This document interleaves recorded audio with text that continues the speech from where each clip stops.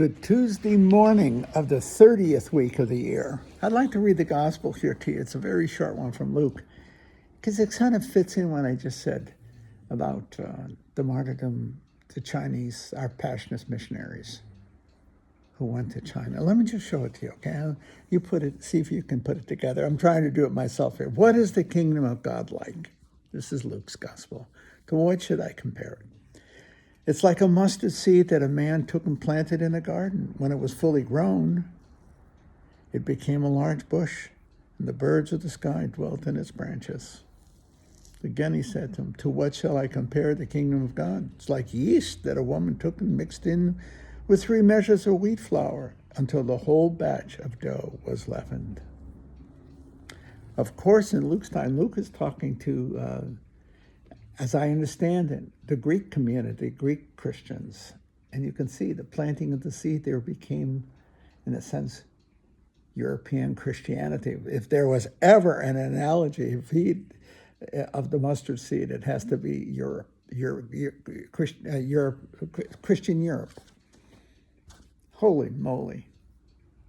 And sure, it was helped by the Roman Empire becoming the religion of Rome, but it didn't make any difference. The seed was planted by the apostles and by the ministers of the church, by the apostles and disciples.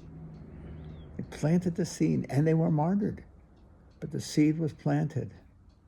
And eventually, for whatever reason, probably more political than anything else, under Constantine, Christianity became the religion of Europe, and therefore Christianity became, in this profound sense, the religion of Western civilization.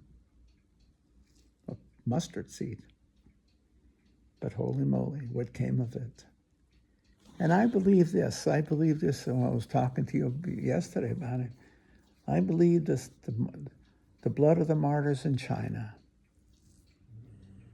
are the mustard seed. China will be the future of Christianity. As European Christianity has diminished dramatically, both as a faith community, but also as a moral community, the monstrosities that came out of Europe in the 20th century came out of Christian Europe. Yeah.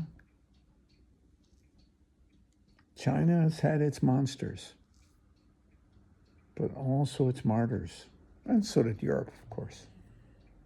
But I think the blood of the martyrs in China will give rise to an Asian Christianity. It's already taken place, as far as I know. And the Chinese community, the Asian community, bigger than China, will be the future of Christianity in the world. And they will re-evangelize the West. That's what I think. Not in my lifetime.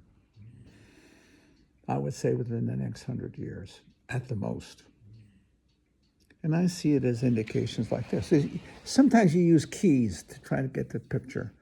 Often it's where you see a charismatic part of the community, in a sense, points to what can be following. And let me show you. We planted the seed of the faith and the community, the Passionist community in China, as I told you 100 years ago. Elements of it still exist, handed on from parent to child to grandchild, et cetera, et cetera.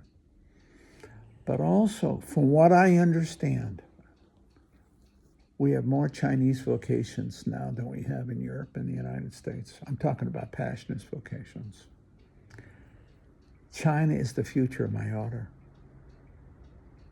And its rootings go all the way back 100 years to the blood of the martyrs, the preaching of the Passionists who came from America.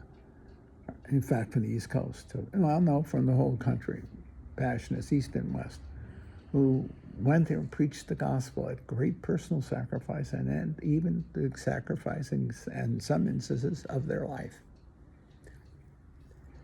That seed, that mustard seed, is planted and it's nurtured. It's still there. A couple of our fellows, I think it was Marcellus White and Justin Garvey, I told you about them. They went to prison there, okay? I'm almost sure it was them. I was in student life, so it's 50 years ago. They went back. China, whenever China opened, they went back and they found in Hunan province, Yuanling, I guess it's what it's called, the city or the area. They found the faith. It was still thriving. They found the families in the third and fourth generation, or third generation, I would say, of the faith. No matter how, given all the circumstances of persecution and the rest, the faith was alive.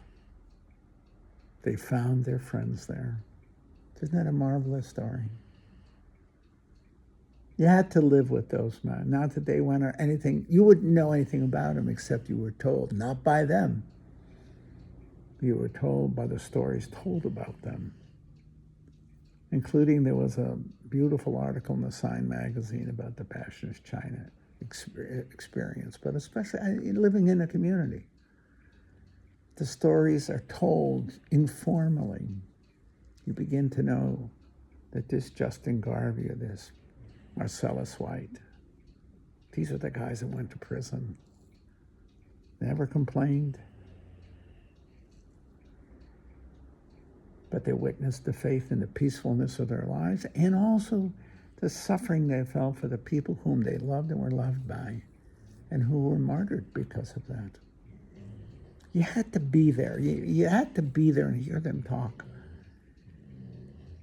The analogy for me would be very weak analogy was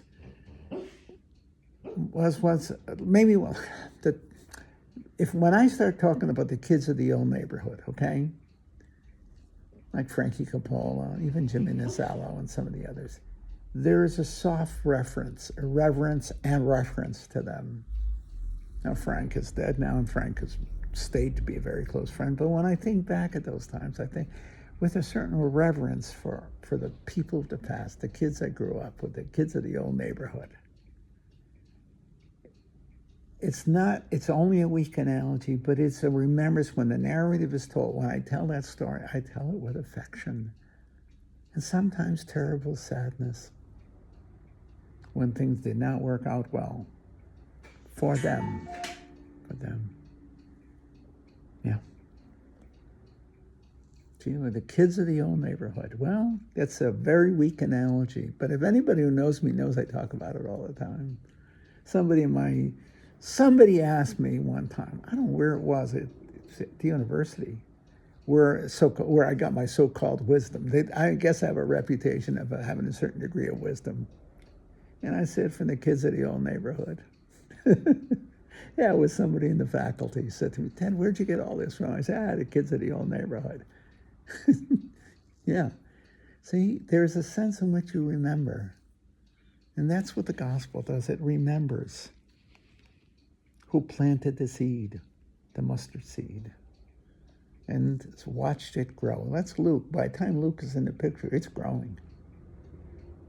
And I think our men in China saw it's growing. They saw the faith growing. They saw the blood of the martyrs. They became part of that. But now I think if they were still alive, if our men were still alive, would rejoice in knowing that there's a very good chance that the Passionist community in China is growing substantially and would probably be the missionaries that come to the West to reestablish the Passionists in America and in the West. In Europe and America, to see, my God, the mustard seed. See? When you see the history and you know the history of the church, just when you think it's all over, it's just beginning. Christ dying on Good Friday, you think that's it. He's gone with the wind. And Easter Sunday, and off to the races. Transform the world. Yeah. And I think, and I hope, and I trust that our Passionist missionaries in China especially, but also other parts of the world, obviously, of course. Think of the guys that took a shellacking in the Eastern Europe, etc. But really the ones in China stand out because I knew them. I lived with them for 10 years, and I knew them. And I have to say, when I think of them, I think of with such affection and respect. They planted the seed, and now almost 100 years later, that seed is growing. And I would hope that they would, maybe from paradise, they would be rejoicing that the seed they had sown has become now a growing bush, one filled with life and beauty. I would hope so. At least I can rejoice for them. If they can't, I can. Rejoice in the growth of the faith and, of course, in my own pastor's community. We share the same habit, the same sign, Jesu qui passio, the passion of Jesus Christ. We share the same faith. We share the same vocation, the same mission to preach a crucified Christ to a crucified world. I think it's going to have a Chinese accent. The world will be infinitely richer for it, as will the church.